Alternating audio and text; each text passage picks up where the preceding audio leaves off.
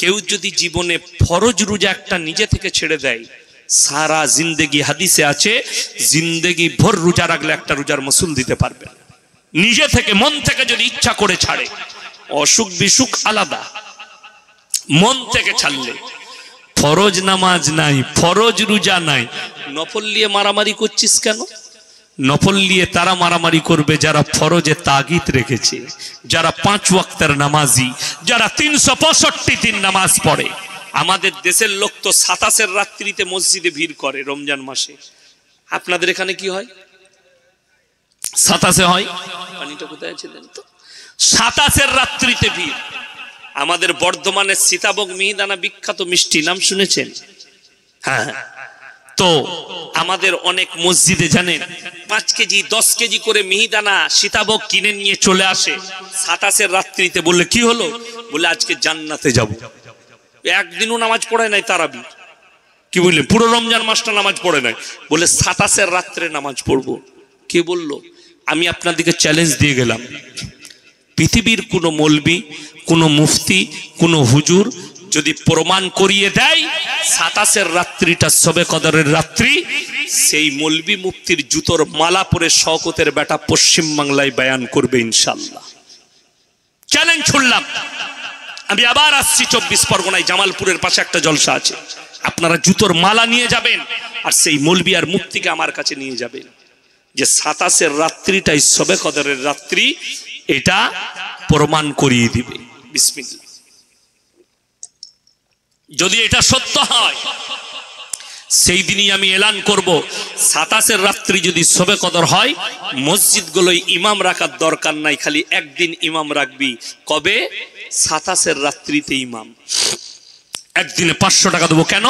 আমার আল্লাহ রাব্বুল আলামিন কোরআনে বললেন, ইন্না আনজালনাহু ফি লাইলাতুল কদর ওয়া মা আদরাকা মা লাইলাতুল কদর লাইলাতুল কদরি খায়রুম মিন আলফি শাহর। হে আমার বিশ্ব নবী, আমি এমন একটি রমজান মাসে নয়, এই পুরো বৎসরের মধ্যে কোন মুহাদ্দিসিন বলেছেন, কেউ বলেছেন রমজান মাসের মধ্যে, কেউ বলেছেন বিজর রাত্রির মধ্যে। আমার আল্লাহ রাব্বুল আলামিন বললেন, এমন একটি রাত্রি দান করেছি যে রাত্রি ইবাদত করলে 1000 মাস অপেক্ষা বেশি নেকি পাবে। জোরে বলুন সুবহানাল্লাহ। 1 বছরে কটা মাস? কথা বলেন না? 12টা মাস। আর আপনি এক রাত্রিতে 1000 মাসের বেশি নেকি পাবেন। আল্লাহ সুযোগ দিয়েছেন। ওই রাত্রিটা যদি 27 হয় তো মাতালু জান্নাতে যাবে। বুঝতে পারেননি? ও তো গাঁজা করু জান্নাতে চলে যাবে, এক রাতে 1000 রাকাত মেরে নিবে খালি 27 এসে। ওই জন্য ধোকাবাজি প্রতারণায় শোনাবে নাই। শুনেলেন এরপরে, ওয়ামা কারু ওয়ামা করাল্লাহু আল্লাহু খায়রুল মাকিরিন। যারা মাক্কারি চালবাজি করবে, 27 ভিড় করবি, 25 মাল পেরিয়ে যাবে। কারা পাবে? যারা প্রত্যেক দিন রমজান মাসে তাহাজ্জুদের নামাজ আদায় করে, যারা 365 দিন নামাজ পড়ে, যারা রমজান মাসে 30 দিন তাহাজ্জুদ গুজার হয়, তারাই একমাত্র শবে কদর পাবে। 27 রাত্রিতে এক রাত নামাজ পড়ে কখনো শবে কদর পাওয়া যাবে না।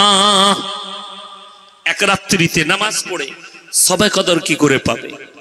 আমার ভাই, আপনাদের এখানে অমুসলিম ভাইরা দেওয়ালির সময় বোম ফাটায় না? ফাটে না? আচ্ছা, বোম ফাটানোটা খারাপ না ভালো? এই জোরে কথা বলুন। খারাপ। ইসলামে বোম ফাটানো আছে? নাই। আমি আপনাকে পশ্চিমবঙ্গে, আপনাদের 24 পরগনায় নয়, আমার বর্ধমানে এমনও গ্রাম দেখিয়ে দেবো শবে বরাতে বোম ফাটায়। ঠিক বলছি না ভুল বলছি? যদি আপনাদের 24 পরগনা না থাকে, আলহামদুলিল্লাহ, আমার বর্ধমানে আছে। বোম ফাটায় শবে বরাতে। জিজ্ঞেস করুন, তারা কিন্তু হুজুরকে মানে না, মৌলবিদিকে মানে না, তারা ইমামকে জিজ্ঞেস করে না। তোমার আর ওই অমুসলিম ভাইয়ের মধ্যে তারা দেওয়ালিতে বোম ফাটায়, তুমি শবে বরাতে ফাটাচ্ছ, পার্থক্যটা কোথায়? বুঝতে পারেননি? আমার ভাই, আমাদের দেশের লোক, হাজি সাহেব, গাজী সাহেব, বড় লোক, ধনী, দরিদ্র, গরিব, আমি, আপনি, সে, তিনি, সবাই বসে 40-এর খানা মজা করে খায়। খান না? এ মিলাদ হয় না? লোক মরে গেলে 40 দিনে মিলাদ হয়, খানা হয়, আপনি খান, খুব খান, কিন্তু আপনি জিজ্ঞেস করেছেন খানাটা কার হক? আপনি জিজ্ঞেস করেন। আপনি নামাজি, আপনি মালদার, আপনি হাজি সাহেব, আপনি কার হক খাচ্ছেন একবার জিজ্ঞেস করেছেন যে ওই খানাটা কার হক? আমাদিকে অনেকজন বলে, আরে হুজুর কি কথা বলবে, ওরা 40-এর খানা খেয়ে মাদ্রাসায় পড়ে বড় হয়েছে। অনেকজন বলে আমাদিকে, ধিক্কার জানিয়ে। আমরা 40 দিনের খানা খেয়ে মানুষ হয়েছে, এটা একদম সত্য কথা। তুমি 40 দিনে মিলাদের বড় লোক হয়ে খানা খাচ্ছ, ওটা কি মাল? ওটাও তো 40-এর মালবে। তাহলে তুই কোথায় বাদ গেলি? তুই তো আমার থেকেও ঘাটিয়া। কোরআন শুনেলেন এরপরে, আর আইতাল্লাযী ইউকাযযিবু বিদ্দীন, ওগো নবী আপনি কি দেখেননি যারা দিনকে মিথ্যা মনে করছে? ফাযালিকাল্লাযী ইয়াদুল ইয়াতীম, ওই ব্যক্তি সেই ব্যক্তি যে এতিমকে ধাক্কা দেয়। ওয়ালা ইয়াহুদ্দু আলা তামিল মিসকিন, আর মিসকিনকে খানা খাওয়াইতে উৎসাহিত করে না, বরঞ্চ তাদের হকগুলো মেরে খায়।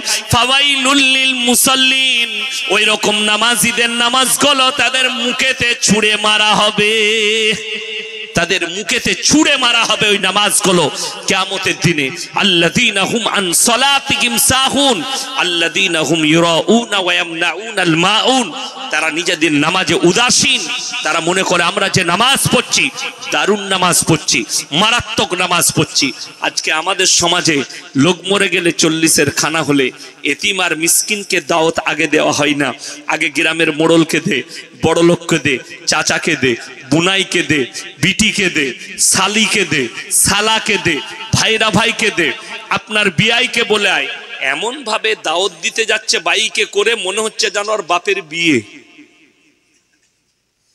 কোথা থেকে পেলে? দাওয়াত দিয়া সর্বপ্রথম খুঁজবে। আপনি বলবেন আপনার আব্বার জন্য দুয়ার মজলিস, বলে দিয়ে আসবেন, সময় হলে যাবেন। সর্বপ্রথম আপনি যাকে খুঁজবেন সেটা হচ্ছে গ্রামের এতিম আর মিসকিন কারা আছে, তাদেরকে গিয়ে বললেন, বাবা আমার আব্বার দুয়ার মজলিস আছে, আমার আব্বার জন্য মিলাদ আছে, একটু গিয়ে তোরা সবাই গিয়ে আমার বাড়িতে খানা খেয়ে আসবি। সেই এতিম আর মিসকিনরা যারা জীবনে ভালো মন্দ খাই না, তুমি বড় লোক, তোমার আব্বার জন্য তুমি খানা করেছো, সেই খানাটা সেই গরিব যখন খাবে তাকে দোয়া করতে হবে না হাত তুলে। সে যখনই আলহামদুলিল্লাহ বলবে অনেক দিন পরে মাংস খেলাম, সেই এই মুখের ভাষাটাই তোমার আব্বার জন্য নাজাতের জরিয়া হয়ে যাবে। বলুন সুবহানাল্লাহ।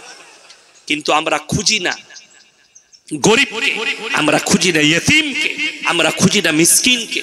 আমার ভাই, কোরআনে আছে কিয়ামতের দিনে, শুনে নেন খুব ভালো করে, সবাই 5 ওয়াক্তের নামাজ পড়বো, জোরে বলুন ইনশাআল্লাহ। ইতিমের হক কেউ মেরে খাবো না, জোরে বলুন ইনশাআল্লাহ। আমার আল্লাহ রাব্বুল আলামিন কোরআনে বললেন, হে নবী, যখন জান্নাতীরা জান্নাতে প্রবেশ করবে আর জাহান্নামীরা জাহান্নামে যাবে, জান্নাতীরা দাঁড়িয়ে যাবে আর জাহান্নামী দিকে দাঁড় করাবে, কি বলে জানেন? ফি জান্নাতি ইয়াতাসাআলুনা আনিল মুজরিমিনা মা সালাকাকুম ফিস সাকার। হে জাহান্নামী ভাইরা দাঁড়িয়ে যাও, তোমরা কেন জাহান্নামে গেলে? তোমরা বলতে আমরা গ্রামের ভালো লোক, তোমরা বলতে ভদ্রলোক, তোমরা আজকে কেন জাহান্নামে যাচ্ছ? তারা 1 নম্বর উত্তর দেবে, ক্বালু লাম নাকু মিনাল মুসাল্লিন, আমরা মুসল্লিদের মধ্যে ছিলাম না। ওয়ালাম নাকু নুতিমুল মিসকিন, আর আমরা মিসকিনকে খানা খাওয়াইতাম না, তাই আল্লাহ আমাদিকে জাহান্নামে পাঠিয়েছে। ওয়া কুন্না নাখুদু মাল খাইদিন, এটা খুব ভাইটাল। আর তারা বলবে আমরা দাড়ি টুপি নামাজি মুসল্লিদিকে দেখে হাসি ঠাট্টা বিদ্রুপ করত আর তাদের সায়ে সাই দিতাম, তাই আল্লাহ আমাদিকে জাহান্নামে পাঠিয়েছে। ওয়া কুন্না নুকাজ্জিবু বিয়াউমিদ্দিন, আর আমরা বিচারের দিবসকে মিথ্যা বলে মনে করিতাম, তাই আল্লাহ আমাদিকে জাহান্নামে পাঠিয়েছে। কিয়ামতের দিনে এটা জাহান্নামীদের উত্তর হবে যে আমরা অস্বীকার করতাম, আমরা নামাজীদের মধ্যে ছিলাম না, আর আমরা এতিম আর মিসকিনকে খানা খাওয়াইনি, তাই আল্লাহ আমাদেরকে জাহান্নামে পাঠিয়েছে। আল্লাহ আপনাকে মাল দিলে সেই মালটা আপনাকে এতিমের পেছনে, মিসকিনের পেছনে আপনাকে খরচ করতে হবে, আপনার গরিবের পেছনে খরচ করতে হবে। আমার ভাই, আজ থেকে সবাই নিয়ত করুন আমরা সবাই মুমিন হব, জোরে বলুন ইনশাআল্লাহ। মুমিন হবেন তখন আপনার দ্বারা যেন আপনার প্রতিবেশী ক্ষতিগ্রস্ত না হয়। একটা কথা মাথায় রাখবেন, প্রত্যেকটা মুসলমান ভাইকে বলে যাচ্ছি, মনে মনে রাখবেন, আমি কারো উপকার করতে পারি আর না পারি, কারোর কিন্তু কোনোদিন ক্ষতি করতে যাবেন না। যে খাল কাটে নিজের জন্য খাল কাটে, কিন্তু আমাদের উন্নতি নাই কেন জানুন? আমাদের কোনো মুসলমান ভাই যদি পয়সা করে, টাকা হয়, ব্যবসা করে, অন্য মুসলমান ভাই তার লেগে দোয়া করেন, আল্লাহ ওর মঙ্গল দাও, ওর ব্যবসায় আরো বরকত দাও, ইসলামের লাভ হবে। অন্য মুসলমান কিভাবে সালা কি করে ধ্বংস হয় বল দেখিনি, ওর ব্যবসাটা কবে নষ্ট হয় বলতো? ঠিক বলছি না ভুল বলছি বাবা? দোয়া করেন না।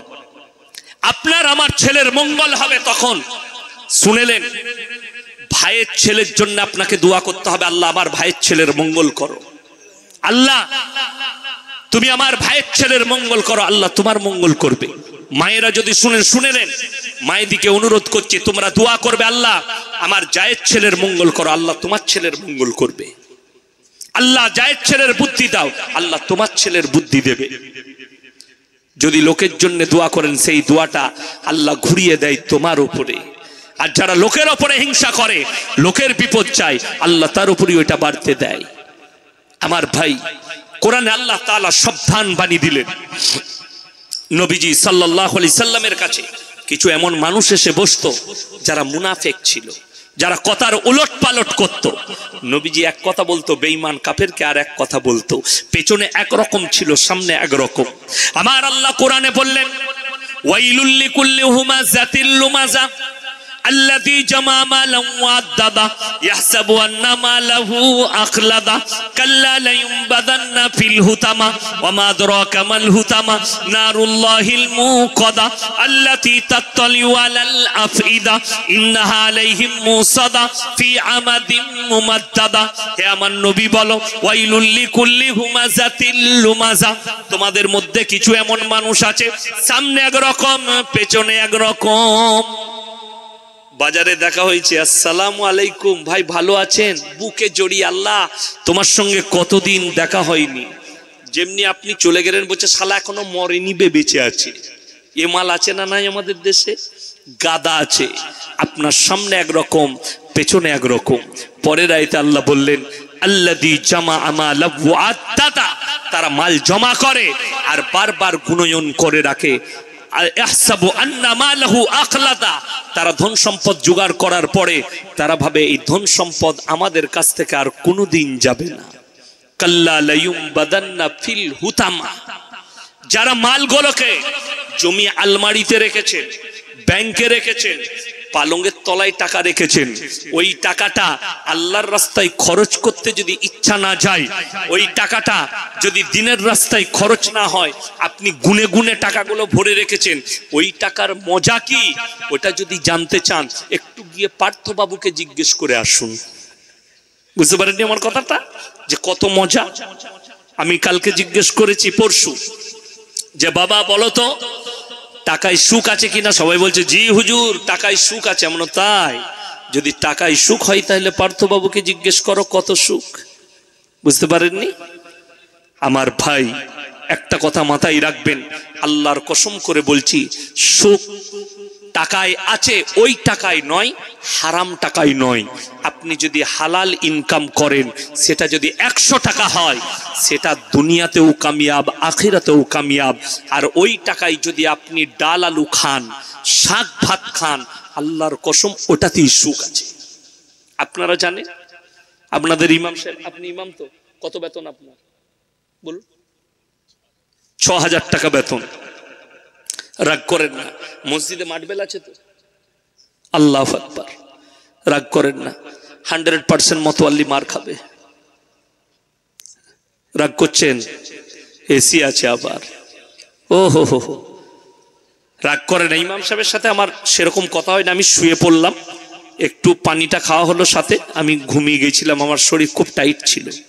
এই আমি জিজ্ঞেস করলাম কত বেতন। আমি ওটা বলতে যাইনি, আপনারা আমাদেরকে 6000 দেন, 5000 দেন, কিন্তু জানেন সব থেকে সুখী কারা? আল্লাহ আমাদিকে সব থেকে সুখী করেছে উলামাদিকে। শুধু তাই নয়, বুখারী শরীফের রওয়ায়েতে আছে, যারা আল্লাহর রাস্তায় থাকবে, যারা দিনের পথে থাকবে, আমি তাদেরকে মৃত্যুকাল পর্যন্ত ইজ্জতের রুজি দান করব। জোরে বলুন সুবহানাল্লাহ। ইজ্জতের রুজি দান করবেন, এটা আমার আল্লাহর ওয়াদা। নবীজি সাল্লাল্লাহু আলাইহি সাল্লামের হাদিস। শুধু তাই নয়, যারা নামাজ পড়ি না, যারা নামাজ পড়ি তারাও শুনেন, বুখারী শরীফের রিওয়ায়েতে আছে, যারা পাঞ্জেগানা নামাজি হবে আল্লাহ মৃত্যুকাল পর্যন্ত তাদের রুজিতে কোনোদিন কমি দিবেন না। জোরে সুবহানাল্লাহ। আমার ভাই, একটা মাস্টার বেতন পায় 70,000, 80,000, 90,000। কলকাতায় গিয়ে জিজ্ঞেস করুন, তাদের বউরা রোজ বলছে গলায় দড়ি দেবো নাহলে বিষ খাবো, আর দিনে 3 বার 8 কুড়োর বেটা বলে গাল দেয়। আর আমাদের বউরা বলছে বাপের ঘর যাব না। কি বুঝলেন? ইউটিউবাররা ছেড়ে দিলে আমার বউ হয়তো দেখতে পাবে। কি বুঝলেন? জানেন, আমি আমার স্ত্রীকে বলছি মেয়েদের পরীক্ষা হয়ে গেছে, যাও, আমি তো জলসায় বাইরে বাইরে মাসে ক্লাস করছি, বেরিয়ে যাচ্ছি, ঘরে আসার সময় পাচ্ছি না, খুব কম, তো তুমি যাও ঘুরে এসো। বলে না না, যাব না। যাবে কি করে? কি বুঝলেন? বুঝতে পারছেন না? মলবির ঘরের খানা সুখের খানা। এই আমরা যে জামার ছিটটা পড়েছি, ভাই পড়ে আছে, আমাদের হাফেজ সাহেব, ইমাম সাহেব যেভাবে পড়ে আছে, লোকরা খালি আমাদের জামায় হাত দেয়, বলে হুজুর ছিটটা কোথায় পেলেন? বে তুই যে দোকানে কিনেছিস আমিও কিনেছি, কিন্তু এই সৌন্দর্যটা আল্লাহ ইখলাসের কারণে দিয়েছে। আপনি চলুন, আমি 5 বছর আগে বর্ধমান থেকে যাচ্ছিলাম একবার মালদা। কালকে আমি মালদা ডিস্ট্রিক্টে ছিলাম, ট্রেনে গিয়েছিলাম। পরশু কালকে 2 দিনই ছিলাম, আজকে ভোরে ফিরেছি। তো আমি ট্রেনে যাচ্ছিলাম, কাঞ্চনজঙ্ঘা শিয়ালদা থেকে ছাড়ে, বর্ধমানে চাপলাম। তো আমি মাদ্রাসায় ক্লাসে ছিলাম, বিবিকে বললাম যে আমি রাস্তাতে ওখানে পৌঁছাতে 1:30 বেজে যাবে, তুমি একটু খাবার রেডি করে দিয়ে দেবে। তো আমি 9টার সময়, গাড়ি আছে 8:30টায়, 7:30টার সময় আমার স্ত্রী দিয়ে পাঠালো সব খাবার রেডি করে টিফিনে। আমি ব্যাগ নিয়ে বেরিয়ে গেলাম, ট্রেনের সিটে বসেছি। আমার পাশে একজন মাস্টার মহাশয় আমাকে বললো, হুজুর আপনার প্রচুর জলসা শুনি, আমি ফ্যান। দিয়ে অনেক গল্প হলো, বেরিয়ে গেল। তিনিও বর্ধমানের মানুষ, নিজের একটু দূর সম্পর্কে আত্মীয় বেরিয়ে গেল। আমি বললাম ঠিক আছে, আপনি আমার সাথে একটু নাস্তা করুন। বলে না হুজুর আমি এনেছি। আমি বললাম না আপনি করুন। বলে আমি এনেছি হুজুর। আমি তোমারটাও বার করো। সে আর বার করবে না, আমি আর ছাড়বো না। কি বুঝলেন? সে মোটেই বার করবে না, আর আমি একদম ছাড়বো না, ছাড়ার বান্দা আমি লয়। কি বুঝলেন? কেন বার করছে না শুনেলেন? আমার টিফিনটা খুলেছি, টিফিনের ভেতরে আমার বিবি দিয়েছে কি জানেন? কিমা, পরোটা, কাবাব, শাম্মি কাবাব, ডিমের আমলেট। কি বুঝলেন? আর কালাকান্দ মিষ্টি। সে আর টিফিন খুলছে না মোটেই। আমরা তোমারটা বার করতেই হবে। সে ঝামেলা দেখলে হুজুর ছাড়বে না, কোন রকম বার করলে তার টিফিনের ভেতরে 2 চিড়ি সুসার মুড়ি। আমরা তোমার 70, আমার 8,000 বেতন মাদ্রাসায়। বলে হুজুর এরকম কেন? আমি বললাম আল্লাহর নবী সাল্লাল্লাহু আলাইহি সাল্লামের হাদিস, যারা আল্লাহর রাস্তায় আর দ্বীনের পথে থাকবে আল্লাহ তাদেরকে মৃত্যুকাল পর্যন্ত ইজ্জতের রুজি দান করবে। জোরে বলুন সুবহানাল্লাহ। আমাদেরকে আপনারা বেতন দেন না ঠিক আছে, কিন্তু আমি বলে যাচ্ছি আমাদের দেশের লোক 1,500-এ ইমাম পেলে 2,000-এ যাবে না। কি বলছেন আপনারা? এক্ষুনি যদি আমি বলি যে কাল থেকে তোমাদের মসজিদে আমি ইমামতি করবো 1,500 টাকায়, এক্ষুনি ইমাম সাহেব বলে তুমি ঘর চলে যাও। ঠিক বলছি না ভুল বলছি বলুন? একদম ইমানদারির কথা বলছি। কালকে ছুটি দিয়ে দিবে, দিয়ে আমাকে 1,500-এ রেখে নিবে। আর আমি বলে যাচ্ছি 1,500-এ মৌলবীর পেছনে নামাজ হবে না। 15 দিনে 1500 টাকা আমার শেষ। 16 দিনের মাথায় আসরের নামাজের না হলে জোহরের নামাজের নিয়ত করে আল্লাহু আকবার খালি মনে মনে ভাববো 1500 টাকা শেষ হয়ে গেছে, শালা আজ রাতের বেলায় মাইকু বেচে দেবো, ব্যাটারিও বেচে দিয়ে পালিয়ে যাব। এটা কিন্তু 1500 টাকা মৌলবী সূরা ফাতিহা। তা নাহলে তো ভাবতে হবে কি করে সংসার চালাবে। আপনারা বুঝতে পারেননি? আমি খুব দামি কথা বলছি, হাসির কথা লয়। এই হাসির পেছনে বহুত বড় লজিক আছে। একটা স্কুলের মাস্টার আপনার ছেলেকে দ্বীনি শিক্ষা দিবেন, কোরআন আপনার ছেলেকে স্কুলে পড়ান, অঙ্ক মাস্টার লাই 500, ইংরেজি মাস্টার লাই 300, ভূগোলের মাস্টার লাই 200, বাংলা মাস্টার লাই 300, মাসে 2000 টাকা খরচ। পৃথিবীর সব থেকে দামি কোরআনে কিতাবের উপদেশ দেয়, নসিহত করে একজন আলেম, তার বেতন নেই। আজকে জানেন আমি চ্যালেঞ্জ ছড়ে যাচ্ছি, কলকাতা আপনাদের কাছে যারা চাকরিজীবী আছেন, শিক্ষিত আছেন, জ্ঞানীরা আছেন, তাদেরকে বলে যায় ডাক্তার মাস্টার যারা 70,000 80,000 বেতন পায়, আমি চ্যালেঞ্জ ছুড়ে গেলাম, এই কলকাতার যতগুলো পশ্চিম বাংলার বড় বড় মুসলমানদের ডাক্তার ব্যারিস্টার আর উকিল আছে, এই মাদ্রাসাগুলোই তারা ছেলেকে দিবে। তখন যদি কালকেই বলেন ইমামের বেতন 70,000, মাদ্রাসার ইয়াসিনের বেতন 80,000, কালকেই বলবে আমার একটা ছেলেকে আলেম করো, রান্না ভাত পাবে, 80,000 বেতন পাবে। কিন্তু এরা জানে মলবি করলে 5,000-এর বেশি বেতন পাবে না। একজন জুম্মার দিনে, কালকে কি বার আছে? জুম্মার দিন। জুম্মার দিনে গোসল করে আতর লাগিয়ে মতোয়াল্লি সাহেব চলে এসছে ইমামের কাছে, হুজুর কেমন আছেন? নাস্তা পানি হয়েছে? সব হয়েছে বাবা, সব করেছি, আমার ছেলের জন্য দোয়া করবেন, ছেলে গেছে কলকাতায় ইন্টারভিউ দিতে, যেন তার চাকরি লেগে যায়। জি হুজুর ঠিক আছে চলে যান। মসজিদে ইমাম দোয়া করছেন, আল্লাহ তুমি ইমামের ছেলে ইন্টারভিউ দিতে গেছে, মতোয়াল্লির ছেলে, তার তুমি চাকরিতে জয়েন করে দিও, আর তার বেতন যেন আমার সমান হয়। মতোয়াল্লি বললে কি দোয়া করলে বে? সেই ইমামকে আর রাখবে? কথা বলুন। বলে এখুনি তারা, ও হো, ইমামের সমান তোমার ছেলের বেতন হলে তোমার ছেলের পোষাবে না, তোমার ছেলের বেতন হতে হবে 80,000, আর ইমামের 5,000 6,000।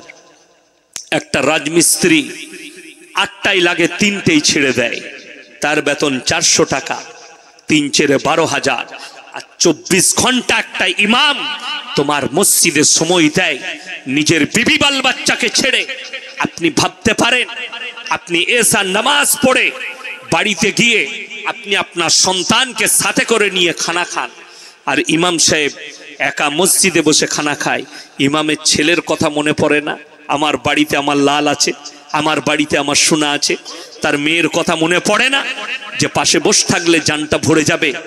সেই বিবি বাল বাচ্চাকে ছেড়ে একা খানা খায়, যেদিনে ভালোটা খায় ফোন করে জিজ্ঞেস করে, হ্যাঁ গো আমার মেয়ে কি দিয়ে ভাত খেলো? বলে কিছুই তরকারি নাই, সেরকম কিছু, একটু ডাল ছিল ভালো করে খাইনি, খেতে চাইছে না। সেদিনে আর ইমামের মুখেতে ভাতটা পেরুবে? কি মনে হয়? ইমাম যদি মুরগি দিয়ে খায়, মনে মনে ভাবতো আমার সন্তান যদি আমার কাছে থাকতো, এই মুরগির টুকরো আমার মুখে যেত না, আমার সন্তানের মুখে যেত। ভেবে দেখুন 24 ঘন্টা, তাকে যারা মাসে 15,000 বেতন দিতে পারবে না, আমি বলে যাচ্ছি এই যুগে যতগুলো মসজিদে 3,000 আর 2,000 2,500 5,000 6,000 বেতনে ইমাম রেখেছে, ইমামদের নামাজ হবে কিন্তু মুক্তাদিদের নামাজ হওয়া দুষ্কর হয়ে যাবে, আল্লাহর কাছে হিসেব দিতে দিতে মরে যাবে। মসজিদে এসি লাগাতে ভুলোনি, মসজিদে মাটবেল করতে ভুলোনি। কে বললো মাটবেল করতে? কোন হাদিসে লেখা আছে? কে বললো এসি লাগাতে? কোন হাদিসে লেখা আছে যে এসি লাগাতে হবে?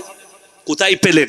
এসি লাগানোটা বুঝেছেন যেন আরাম করে নামাজ পড়তে পারি, আর আপনার এটা মনে হয়নি যে আপনি ভালো তরকারি দিয়ে ভাত খান, আর আপনার ইমামের সংসার কি করে চলবে? তার ছেলে মেয়ের ডাক্তার পানি আছে, তার সব কিছু আছে। ওই জন্য তো আমাদের মতো মৌলবীরাও আমাদের ছেলেকে কোথায় দিচ্ছি? স্কুলে কলেজে আমার ছেলেটাও ডাক্তার হোক, আমি আর ইমামতি করব না, আমার ছেলেকে যেন আমার মতো ইমামতি করে লাঞ্ছনা না পেতে হয়। শুধু তাই নয়, একটা ইমামের জীবনের কষ্ট বলে দিই। একটা মসজিদে ইমামতি করলে একটা মানুষের মতোয়াল্লির কথা শুনতে হয় না, গ্রামে 100টা মুসল্লি থাকলে 100 রকমের কথা শুনতে হয়, ঠিক কিনা? 100 রকমের কথা। আর সবগুলোই তো বড় বড় মুফতি এখন আমাদের দেশে, ছোটখাটো মুফতি কেউ নাই, সব বড় বড়। এমন এমন ফতোয়া দেয় ইমাম সাহেব খেপে যায়, আল্লাহ এগুলো তো হাদিসে দেখিনি জীবনে, বড় বড় ফতোয়া। আমার গ্রামে একটা ছেলে আমাকে এসে কি জিজ্ঞেস করছে জানেন?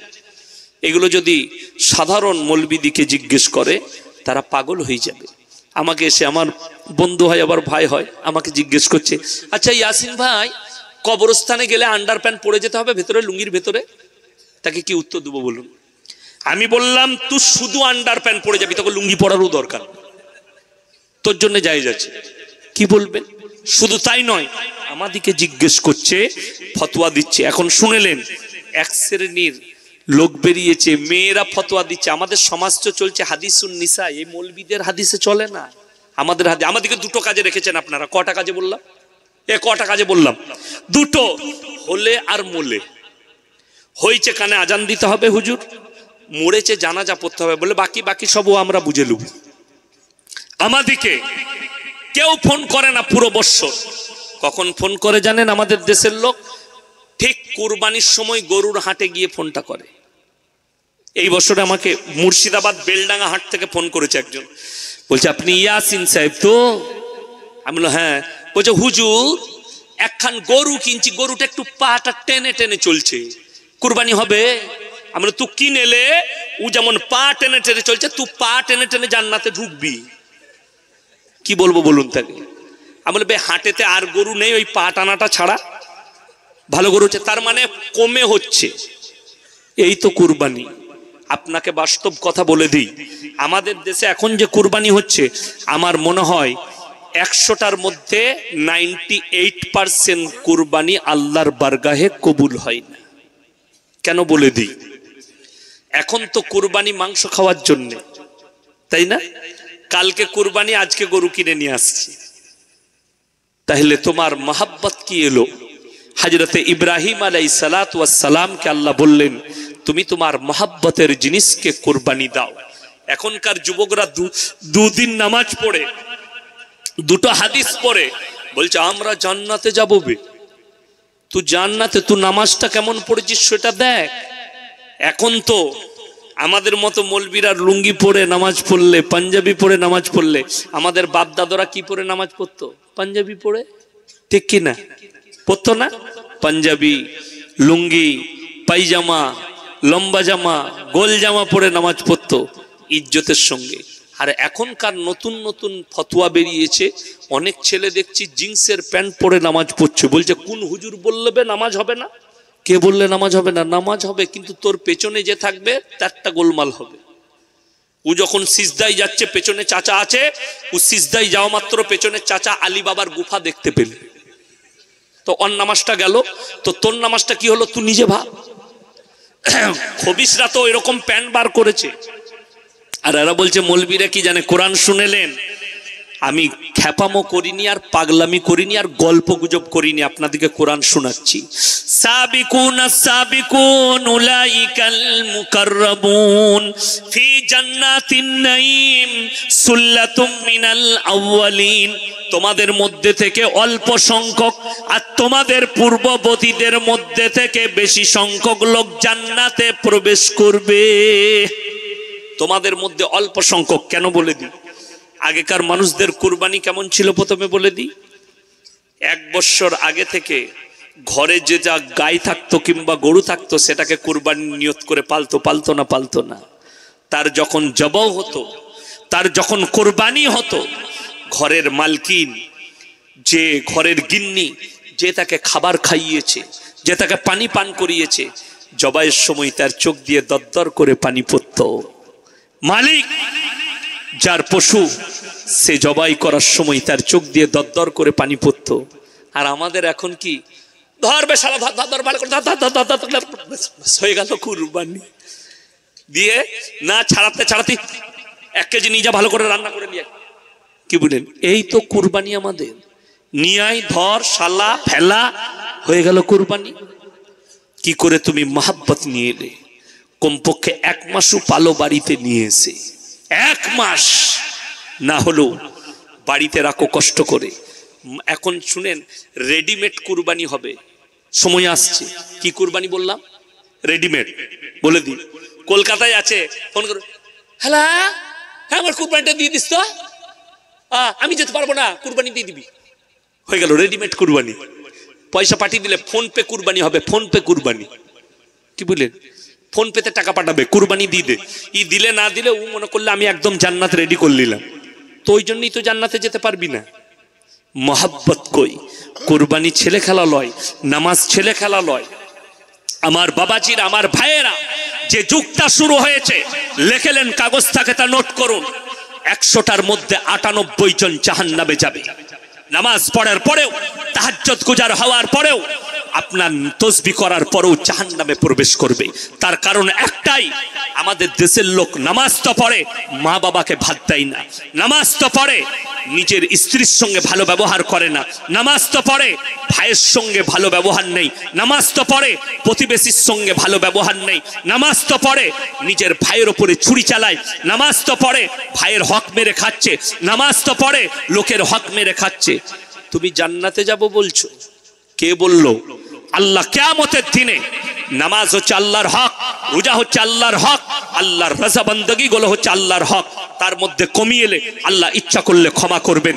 কিন্তু যদি কোনো বান্দা, যদি বান্দার হক বাড়ে, কিয়ামতের দিনে সবথেকে কঠিন আল্লাহ হিসেব নেবেন বান্দার হকের। তুমি যদি হক মারো, আল্লাহ কখনো বরদাস্ত করবে না। রেডিমেড বিয়েও হচ্ছে এখন। রেডিমেড বিয়ে জানেন না? রেডিমেড বিয়ে মৌলবীদিকে শোনাবে না, আমাদিকে বলবে না, ইমামকেও বলবে না। ও মৌলবী রেডি করবে আলাদা। রেডিমেড মৌলবীও পাওয়া যায়। গাই মুখো হেলে নাম শুনেছেন? গাই মুখো হেলে শুনেননি? একটা ঘোষ। আমার ভাই একটু এগিয়ে আসুন তো, আমি তাকবীর দেব। সবাই দরুদ পড়তে পড়তে এগিয়ে আসুন। আল্লাহুম্মা, দরুদ পড়ুন। সাল্লি আলা, এগিয়ে আসুন, এগিয়ে আসুন। মাশাআল্লাহ, পানি দেন তো।